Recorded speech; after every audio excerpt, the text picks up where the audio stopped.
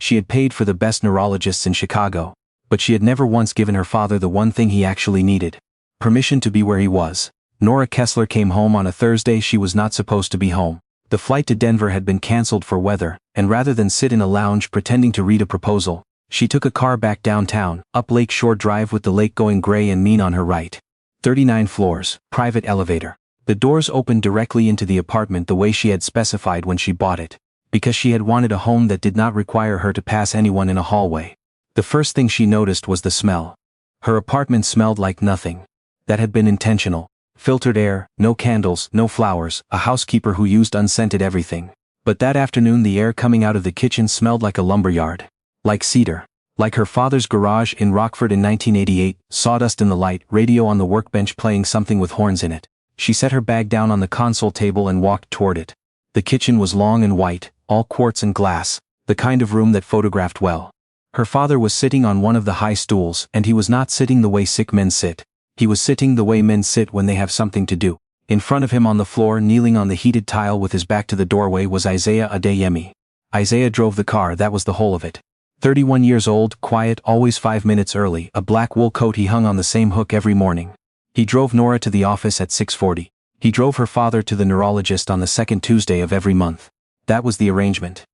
Now he was kneeling on her kitchen floor while her father combed his hair. Walter Kessler had an old black comb, the kind they used to sell at drugstores for $1, and he was drawing it slowly through Isaiah's hair with a concentration Nora had not seen on his face in 3 years. His hands, which shook when he tried to hold a coffee cup, did not shake at all. "Hold still, Petey," her father said. "You've got a cowlick like your mother." Isaiah held still. And then Nora saw that Isaiah was crying, not making any noise about it, not performing it. His eyes were open and his jaw was set, and the tears just came down and dropped off his chin onto the collar of his shirt. And he did not lift a hand to stop them, because lifting a hand would have moved his head. Her father hummed. It was tuneless and it was happy. Nora stood in the doorway of her own kitchen and did not move. She realized, been standing in that doorway for 2 years. Peter Kessler drowned in the Rock River in June of 1979. He was 9. Nora was 6, and she remembered almost nothing of him except the sound of a screen door and a green bicycle. Her father had never once said his name out loud in front of her. Not at the funeral, not at Christmas, not at her wedding or her divorce or her mother's grave. 47 years of a man carrying a boy around inside a closed room in his chest. And now the disease had unlocked the door. And Peter came out. And there was nobody home to meet him but the driver. Nora backed out of the kitchen without a sound, and went into her study and shut the door and sat down at a desk with 2 monitors, and a set of drawings for a hospital tower in Milwaukee, that she had personally insisted include family respite rooms on every floor. Rooms where people could sit with someone.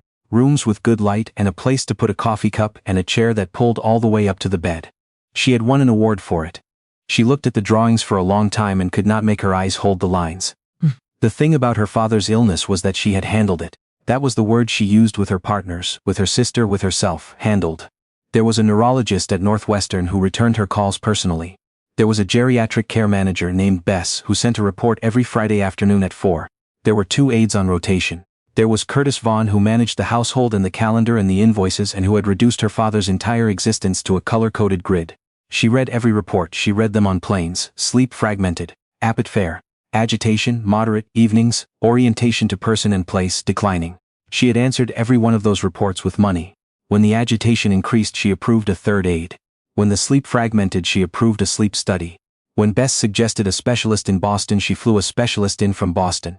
What she had never approved, because no one had ever put it on the grid, was an afternoon. She got up and went to the bookshelf, where there was a photograph she had walked past 4,000 times. Rockford, 1991. A driveway, a hoop with a torn net, a girl of 18 in a graduation gown holding a rolled-up diploma like a bat. Behind her a man in a short-sleeved shirt with a pen still in the pocket, because he had come straight from the high school where he taught shop for 31 years and had not thought to take it out. He had built her a drafting table when she was 15. Cedar. He had sanded the edges round because she was always leaning on them. He had told her, if a thing is worth making, it's worth making so it doesn't hurt to touch. She had been a good student. She had learned everything except that. Her phone buzzed. It buzzed again. She turned it over on the desk, and then, feeling suddenly and unaccountably ridiculous, she turned it face down. Down the hall, faintly, she heard her father laugh. At 8 the next morning she asked Curtis Vaughn to bring her the staff file. Curtis Vaughn had run the household for 6 years, and he was, by every measure Nora had ever used, excellent. He knew the vendor contracts. He knew which aid was licensed for what. He carried a leather portfolio and he never once had to look anything up. Adeyemi Isaiah, he read. 31. Hired 11 months ago. Driver, vehicle maintenance, occasional escort to appointments. He looked up. Is there a problem, Miss Kessler? What is he authorized to do? Drive, that's all. That's the position. Curtis Vaughn closed the folder in the way a man closes a folder when he wants you to hear it close. He is not a licensed caregiver. He is not to administer medication. He is not to be alone with your father for extended periods. Those are the terms. Have those terms been observed? There was a pause exactly a half second too long. I'll speak with him, Curtis Vaughn said. No, Nora said. Send him to me at 10. He knocked at 9:58. She had expected she was ashamed of this later. She had expected some kind of shrinking. People shrank in her office. It was a skill she had not asked for and had never once refused. Vendors shrank. Junior architects shrank. Contractors who had been swearing on the phone 20 minutes earlier came in and sat down and got very interested in their own hands. Isaiah Adeyemi came in and stood with his coat over his arm and looked at her the way you look at weather. Sit, she said. He sat. She let the silence go on because silence had always been the cheapest tool she owned. He waited inside it without any apparent discomfort, and she understood with irritation that he had spent time in rooms where silence meant something worse than a reprimand. I saw you yesterday, she said. Yes, ma'am, in my kitchen, on the floor. Yes, my father was combing your hair. Yes, he called you Peter. Something crossed Isaiah's face then, the first small, Petey, he said. Nora put both hands flat on the desk. You are the driver. I know you drive the car. You are not a nurse. You are not a therapist. You are not family. When my father becomes confused, you are supposed to contact Bess or Curtis, and you are supposed to correct him, gently, and reorient him. That is the protocol. It's in a binder. Somebody wrote it down and I paid them to write it down. I've read it, he said. Then why didn't you tell him who you were? He looked at his hands. Then he looked back up at her and he said, May I tell you what happened before you came in? The question sat in the room. She had not given him permission to ask her a question. She said nothing, which he took correctly as the only permission she was capable of giving. He was standing in the kitchen at 2 in the afternoon. Isaiah said. He had his coat on, the barn coat. He was crying and he couldn't say why. He kept touching the counter like he was checking if it was real. And he said, I've lost him, over and over. I've lost him, I've lost him. Nora's jaw went tight. Bess would have told him he was safe and it was Thursday and his daughter would be home at 7, Isaiah said. That's what the binder says. I've watched 3 people do it. Every time he gets worse. Because he isn't lost about the day. He's lost about the boy. So you let him believe. I sat down on the floor. Isaiah said, I'm right here, Dad. Nora heard, somewhere very far below the window, a horn on Michigan Avenue, and he stopped crying, Isaiah said. He looked at me for a long time. And then he said my hair was a disgrace and where was my comb? And he sat down and for about 20 minutes he was a father with a son and nothing was wrong in the world. Nora's voice came out lower than she intended. And the tears? Yours. His hands closed slowly around each other in his lap. My grandfather had it, he said. In Lagos we didn't have a word for it that wasn't rude. We had a word that meant, roughly, he has gone into the back room. He almost smiled. For 2 years we corrected him, every day. He'd call my cousin by my uncle's name and we'd say, no Baba, this is Tunde, Tunde is dead. He'd ask when his wife was coming home and we would tell him she had been dead 9 years. Because we were told it was cruel to lie, and we were good people, and we wanted to be good people more than we wanted to be kind. He stopped. Go on, Nora said. He stopped talking, Isaiah said. Not all at once. He just closed. He learned that whatever he said, someone would take it from him. So he stopped saying anything. He looked at the window. He lived 2 more years. I never heard him say another full sentence, and I have thought every day since that we did not lose him to the disease. We argued him out of the room. Nora sat very still. Your father is not confused about who I am, Isaiah said. Your father is a man who has been carrying a 9-year-old boy for almost 50 years with nobody to help him hold it, and the disease has put the boy down on the kitchen floor in front of him. And every one of us walks in and says, no sir, that's not your son, that's the driver. He stood up because he thought he was finished, because he thought he was being fired. Sit down, Nora said. He sat. Say the rest of it.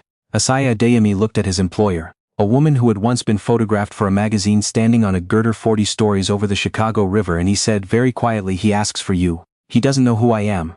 He asks for you anyway. She did not go to her father that day. She wanted to. She stood outside the door of his room with her hand raised and she thought about the last 400 times she had walked through that door, and she understood that she did not know how to enter it as anyone but a manager. She had a way of coming in, she had a routine. Dad. Dad, it's Nora. It's your daughter. It's Thursday, it's March, we're in Chicago, you live here now, remember? Remember the lake? Look at me, Dad. Do you know who I am? And every time without exception his face did the same thing. First a kind of hope, then a scramble, the eyes working, the mouth trying, then the shame. Every single time she had walked into her father's room and asked him to take a test he could not pass. She went to bed at 1 and lay in the dark with her heart going. The lucid mornings were rare and nobody could predict them. Bess said they came and went like weather. On Sunday Nora came down to the kitchen at 7, and her father was at the counter in his barn coat with a cup of coffee. "And you're up early, kiddo." She had to hold the doorframe. "Dad, sit down," Walter Kessler said. "You look like hell, you always did when you're working." She sat down. They had 11 minutes. She would think about those 11 minutes for the rest of her life. He asked about the Milwaukee Tower. He remembered the Milwaukee Tower. He asked whether the mechanical floor was going to make the 6th floor rooms loud. Which was, she realized with a strange wrenching pride, exactly the right question, and one that 2 consultants had missed. He drank his coffee. His hands shook and he steadied the cup with the other hand and did not apologize for it. Then he said, "He's a good boy, the tall one, Isaiah, that's it." He nodded. "He doesn't correct me." Nora's throat closed. "I know he's not Petey," her father said. She looked up. "Most of the time I know." He turned the cup around on the counter. "It's like, you know when you're falling asleep in a chair and someone's talking, and you hear it, and it makes sense, and then you wake up and you couldn't tell anybody a word of it?" He shrugged. "That's most of my day now, I know. I just can't hold on to knowing Dad. And then sometimes I'm in the driveway on Sheridan Road in 1979 and it's June and the screen door bangs and I know if I get there fast enough." He stopped. His mouth worked. He set the cup down. Nora reached for his hand and he let her have it. "When it happens," he said, "and somebody comes in and says, 'Walter, it's Sunday, Peter's been gone 47 years, I don't just lose the driveway, I lose him again, right there, standing up, at my age." He looked at her with wet eyes and perfect clarity. "How many times do you think a man can bury the same child?" She could not answer. "That boy sits down," her father said. "He doesn't tell me anything. He asks me what time practice gets out. And I say 4:30 and he says, 'Well, we've got time then,' and we sit. And after a while it passes, the way weather passes, and I come back up and nobody's made me look at anything I can't survive." He picked up the coffee again. "You come in," he said, "and you introduce yourself." Nora did not move. "Every time," her father said. He wasn't angry, that was what she could not bear. There was no anger anywhere in him. "You stand in the door and you say your name and you wait for me to pass. And I try, kiddo, I try so hard. And I can see your face when I don't." He shook his head slowly. "You keep introducing yourself." He just sits down. The refrigerator hummed. 39 floors below, the lake did whatever the lake was doing. "I hired the best people in the country," Nora said, and heard how it sounded, and hated it and could not stop. "I have a neurologist who—" "I know what you have. I've done everything. There's nobody on your payroll," her father said gently. "Who can be my daughter?" He said it the way he used to say measure twice. No cruelty. A fact about the world offered to someone he expected to be able to use it. Then his eyes went. She watched it happen from across a kitchen island in under 4 seconds. Something behind his face let go of the rope. He looked at the cup in his hand with mild interest. He looked at her with polite friendliness, the way you look at a woman on a train. "Is my wife coming?" he asked. And Nora Kessler, 46 years old, who had never in her adult life let anyone see her cry, said, "Yes, Dad, she's coming. Let's sit a minute." She sat with him for 40 minutes and did not correct him once. On Tuesday she was walking down the back hallway toward the service elevator when she heard Curtis Vaughn's voice through a half-open door. "Cannot continue, Isaiah." She stopped. "I understand," Isaiah said. "You keep saying that. I don't think you do." Papers moving. "You are logging out at 6 and you are still in this apartment at 11. There's a liability exposure here that you clearly haven't considered. And there are purchases. A record player, vinyl, 7 pounds of cedar shavings. Orange soda of all things, 4 cases he drinks it. There is a grocery order every Monday. Put it on the list." "I did put it on the list," Isaiah said. "In September. Nobody bought it." Curtis Vaughn sighed. "Because it's not on the approved dietary sheet. Then it will never be on the list." Isaiah said. "And he will never drink it again. And nobody will ever know that it was the only thing he asked for by name." Nora stood in the hallway with her hand flat against the wall. "You make what?" Curtis Vaughn said. "62,000?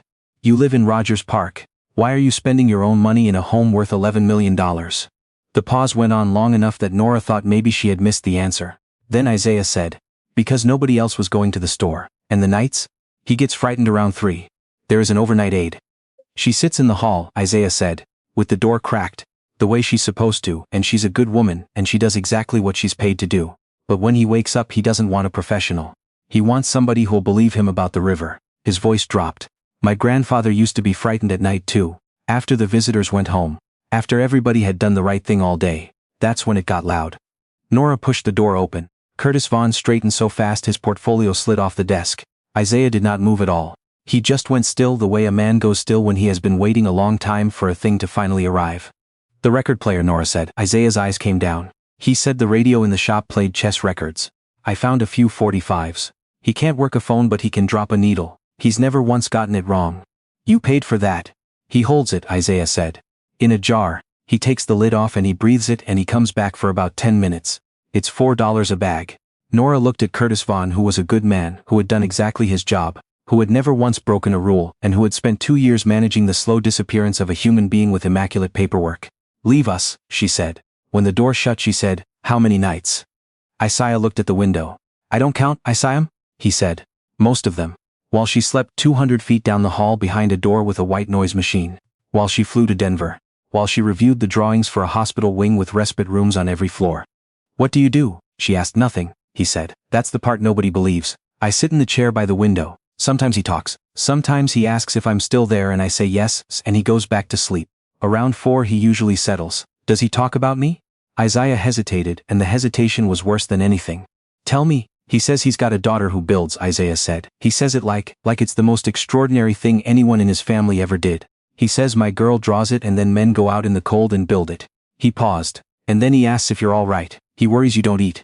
Nora put her hand over her mouth. He asks that a lot, Isaiah said. And then, because he was a decent man and could see what he had done, he looked away and gave her the room. Later, and she only found this out because she came out of the study for water at 10:40 and the balcony door was cracked. She heard Isaiah on the phone. He was standing outside in a March wind in shirt sleeves because he did not want to be overheard, and he was speaking a language she didn't know, and then he switched the way people do, and she heard him say, no mummy, no, it's a good job, it's easy. I sit in the car and I read. A long pause. The old man? He's fine, he's a nice man, he's very well cared for. Another pause and something in his voice cracked open and then sealed itself immediately. I'm not tired, I promise, I'm not tired. He listened for a while. He looked out at the black lake 39 floors down in Lagos in a glass tower in the American cold. I'll come. In the summer, he said. I'll come, yes. Tell Grandpa's grave, I said. He stopped and laughed at himself, wet and rough. No, nothing. Good night, Mummy. Nora went back into the study and shut the door, and did not turn on the light for a long time. She started small, because she did not know how to start large. She canceled Denver. Then she canceled the Milwaukee site visit, which she had never once canceled in 9 years. Then she asked her assistant to move the partners' meeting, and her assistant said, move it to when? And Nora heard herself say, I don't know yet, and heard the silence on the other end of the line, the silence of a woman revising everything she thought she knew about her boss. She moved a drafting table into the sitting room across from her father's bedroom. She was at first catastrophically bad at it. She tried to make him coffee and made it so strong. He set the cup down and looked at it with real concern. She tried to open the curtains all the way and he flinched and turned his face into the chair. She asked him how his pain was, and he said, what pain? And she said, Bess said your hip, and he said, who's Bess? And the whole morning went sideways into a swamp.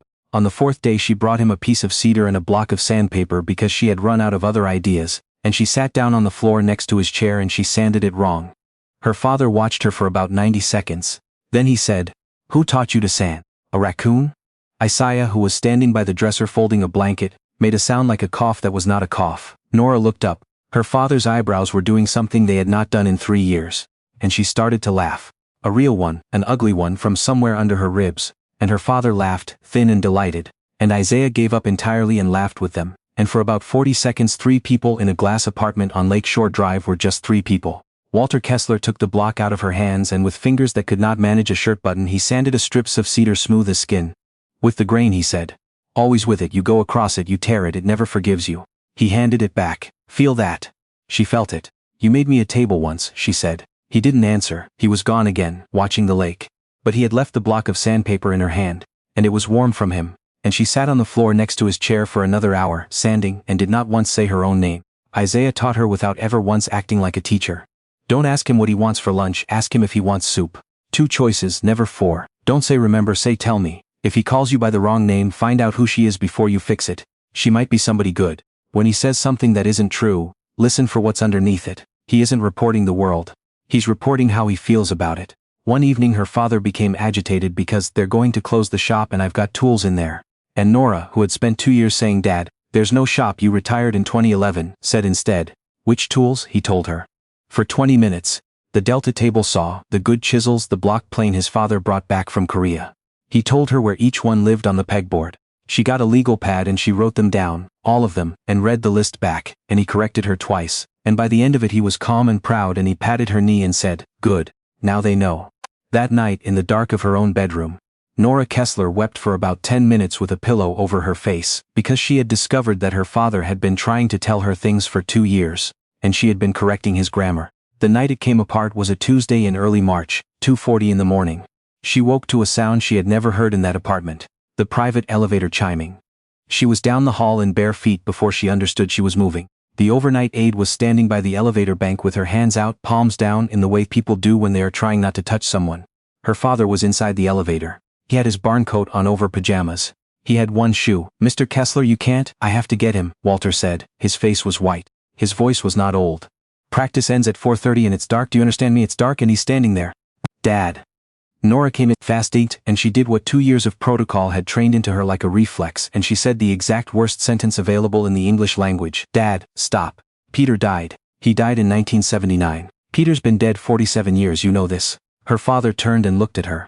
She would remember later that she had expected relief. Some part of her still believed that the truth applied firmly cured things. What she saw on his face was a 9-year-old boy going into the water for the second time. He made a sound she had never heard a human being make, and his knees went and he grabbed the elevator rail, and the aide caught his arm, and the doors started to close and bumped back open, and Walter Kessler began to fight. Genuinely fight. A 74-year-old man with a shop teacher's forearms, swinging at the people who were trying to keep him from the river. Nora backed into the wall. She had negotiated with unions. She had stood in front of a zoning board in Springfield and taken 40 minutes of abuse without blinking. She had signed her name to buildings that would outlive her. She had no idea what to do. None, not one idea. Then Isaiah came around the corner. He had a coat over pajamas and he was barefoot. And his eyes were still swollen with sleep and he did not hurry.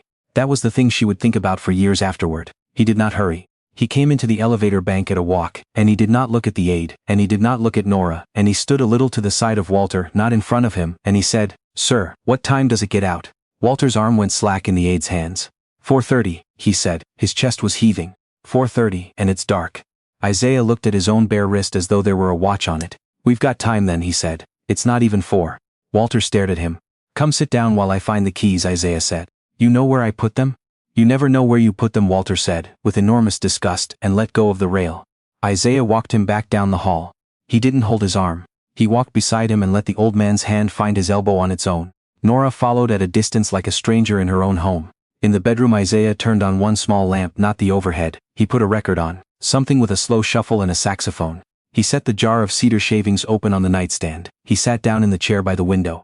Walter sat on the edge of the bed with his one shoe. Nora stood in the doorway. She could not make herself cross it.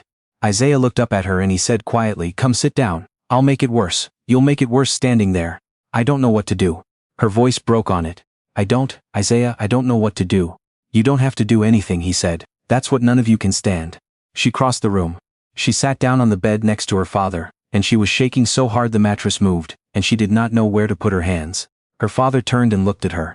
"Hi," he said warily, a stranger being polite, and Nora Kessler, who had never once in 2 years failed to say her name, took her father's cold hand in both of hers and said, "Hi, I heard practice runs late." Something in his shoulders came down. "It always does," he said. They sat there. The record turned. The cedar smelled like a garage in Rockford. At some point her father leaned very slightly, until his shoulder rested against hers the way he used to at church when she was small and he was bored. "You're a good girl," he said, to a woman he did not recognize. "Thank you," she said. He fell asleep around 4:20. Isaiah lifted his feet onto the bed. Nora pulled the blanket up. Neither of them turned on a light. Outside in the hall, she leaned against the wall and slid halfway down it. And Isaiah stood there with his hands in the pockets of his coat, and after a while she said, "He's not going to come back this time. Is he not all the way? I made it worse. In the elevator, I made it worse." "Yes," Isaiah said. She laughed, a horrible sound. "You're not going to tell me I didn't?" "No," he said. "You'll do it again. Everyone does. And then you'll stop." He looked down the hall at the door. "My grandfather forgot my name in 2015. I sat with him 300 and some nights after that. He never said it again. He was quiet. If he cannot remember your name, does it still count as love?" She looked up at him. "I've had 11 years to decide," Isaiah said. "It counts more. Because there's nothing in it for you, nothing at all. Just the sitting." Nora Kessler put her face in her hands, 39 floors above the lake, at 4:30 in the morning, and let it come. Her sister flew in 3 weeks later. Delia Thorne arrived on a Thursday in a camel coat with a leather folder and an appointment she had made without telling anyone. She had been to see her father twice in 2 years, both times for under an hour, and both times she had been extremely upset by his condition, and had said so at length in the car on the way to the airport. She stood in the doorway of Walter's room and looked at the record player, the jar of shavings, the barn coat on the back of the chair, the half-open curtains, her sister sitting on the floor with a piece of sandpaper, and the driver in a chair by the window holding a cup of coffee. "Well," Delia Thorne said, "this is different." Nora stood up. Her sister put the folder on the dresser. "Scottsdale Memory Ridge. I've toured it. It's the top facility in the country. They've got a waiting list and I called in a favor. There's a bed on the 15th. "No," Nora said. Delia Thorne blinked. "You haven't even, he doesn't know the layout of a new building. He'd be lost in a hallway for the rest of his life." "He's lost now, Nora." Her sister's voice went up. "God, look at him. What is that smell?" "Cedar," their father said from his chair without turning around. Both women stopped. Delia Thorne recovered first and turned, and her eyes went past Nora to the man in the chair by the window. "And I'm sorry," she said, "but who is this and why is he sitting in Dad's room?" "He's the driver," Nora said. "Then why?" "He has a name," Nora said. "You didn't ask for it." Delia Thorne's mouth tightened. "This is exactly what I was afraid of. You are exhausted and you are guilty and you have gotten emotionally entangled with an employee. And there are people who make careers out of." "Careful," Nora said. "Out of exactly this, and if you can't see it then frankly it's more evidence that you're in no condition to be making." "He buys the soda," Nora said. Her sister stopped. "What?" "Orange soda. 4 cases a month. Out of his own pocket because it isn't on the dietary sheet." Nora's voice was very quiet and it did not shake. "He buys cedar shavings for $4 a bag because when Dad smells them he comes back for 10 minutes. Hat in that chair 300 nights. He was here at 3 in the morning when Dad thought he'd lost his son, and he did not correct him, and he did not leave, and nobody paid him $1 for it." She looked at her sister. "You want to know what's inappropriate, Delia? A man dying alone in a home worth $11 million while 2 daughters send checks." The room was completely silent. Delia Thorne's face did several things. "You're being emotional." "Yes," Nora said. "I recommend it. He's a driver. He's the only person in this house," their father said, "who's never once made me take a test." Both women turned. Walter Kessler had not looked away from the window. Nobody was ever going to know how much of it he had understood. He said it in the flat, mild voice of a man reporting the weather, and then he was quiet, and after a moment he lifted the jar of shavings and breathed it in. Delia Thorne picked up her folder. "I'm going to leave this," she said. "Take it with you," Nora said, and opened the door.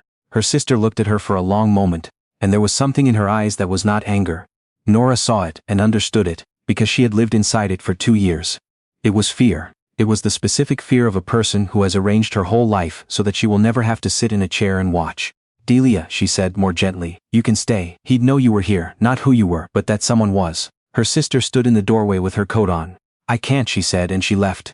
"He died on the last Saturday in March, a little after 6 in the morning while it was snowing." There was no speech. Nora had, without ever admitting it, been waiting for one. Some final word, some sentence she could carry. There wasn't one. There almost never is. There was a long night, and his breathing changed around 4, and Isaiah came in without being called and stood at the foot of the bed, and Nora sat in the chair pulled all the way up, the way she had drawn it, and held her father's hand in both of hers. At some point near the end Walter Kessler opened his eyes. He looked at the ceiling. He looked at the window, where it was snowing over the lake, and something in his face eased as though he had been expecting the snow and it had finally come. Then he turned his head and looked at her. "Nora," he said. That was all. He didn't say it like a man remembering. He said it the way you say a word you've been holding in your mouth all night. And she leaned in close and pressed her forehead to the back of his hand and said, "I'm right here, Dad. I've been here the whole time." And it was not entirely true, and he did not need it to be. He went at 3 minutes after 6. She knew because the light changed, and because Isaiah, standing at the foot of the bed, took off his glasses and covered his eyes with his hand, and did not make a sound. She did not look away. That was the thing she had learned, and it had cost her everything to learn it, and she would have paid twice. She sat with her father in the gray snowlight of a Chicago morning, and she did not look away and she did not leave, and there was nothing left in the world she could fix. There is no honor on this earth greater than being the one who stays. The Milwaukee Tower opened 14 months later. The respite rooms are on every floor. In each one there is a chair that pulls all the way up to the bed, and a shelf at hand height, and the trim around the windows is cedar, sanded round on all the edges. Because if a thing is worth making, it is worth making so that it does not hurt to touch. The apartment on Lakeshore Drive is not an apartment anymore. 2 floors of it belong to something called the Peter Kessler Room, which is not a room and never was. It is a training program. Home caregivers come through it. Aides, night nurses, sons, daughters, husbands who have never once cooked a meal. And they spend 3 days learning things that cannot be put on a grid. They learn that when a man says the shop is closing, he is not confused about the calendar, he is frightened about his life. They learn to ask "tell me" instead of "remember." They learn to sit down on the floor so that the person in the chair is taller than they are. They learn that the most powerful sentence available to a human being is not "let me but we've got time." Isaiah Adeyemi runs it. He went home to Lagos that first summer and stood at his grandfather's grave for an hour and said nothing at all, and then he came back and got to work. He does not like being called the heart of the program, and he is, and everyone knows it, and he changes the subject. Nora Kessler still builds. She is at the office by 7. She has a partner meeting on Mondays and she flies too much, and she is not a saint and she will tell you so. But on Thursday afternoons she is not reachable. On Thursday afternoons there is a woman in a good coat sitting in a plastic chair in a nursing home on the west side of the city, next to a man she has never met, holding his hand, saying nothing, waiting out the weather with him. Sometimes he calls her by his sister's name. She has learned not to correct him, because here is what her father spent 2 years trying to give her, and what took a boy from Lagos 11 years to say out loud, and what nobody puts on a chart. You cannot fix the people you love, you can only refuse to leave them, and love is not what you provide. Love is what you witness. The long, boring, terrible, holy hours in a chair, when there is no problem to solve and no one is watching and nothing at all is in it for you. Sit down. What time practice ends, say we've got time. Because one day, and you will not know which day it is, it will be the last time you could have. If this story found something in you tonight, tell me in the comments about the person you would give anything to sit with for one more ordinary afternoon. Say their name. Somebody here will read it, and for a moment they will exist again. And if these stories mean something to you, stay with us. Subscribe. And come back, because the next one may say the thing your heart has been trying to tell you for years.